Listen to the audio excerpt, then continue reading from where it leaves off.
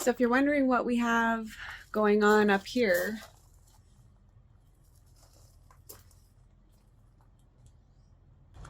that is us trying to figure out some sort of system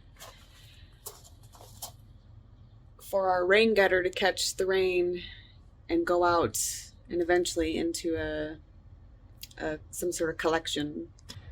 So I didn't want to lose any space in my greenhouse. You can see we have about a 2x4 width on each end of the greenhouse. So we framed in this area. This will still be open, and I'll probably build shelves in between each of these 2x4s. But we needed to build some sort of a little pop-out pocket. Right here is the rain gutter,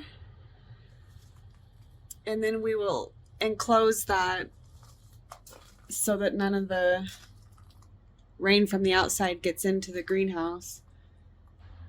Kind of making it up as we go.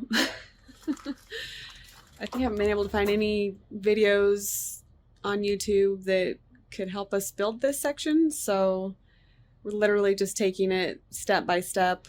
Anyhow, just figured out to sort of try and explain that. My husband would be much better at explaining it than I, but it is what it is. We're gonna keep building this wall, and see, we still have quite a bit to do.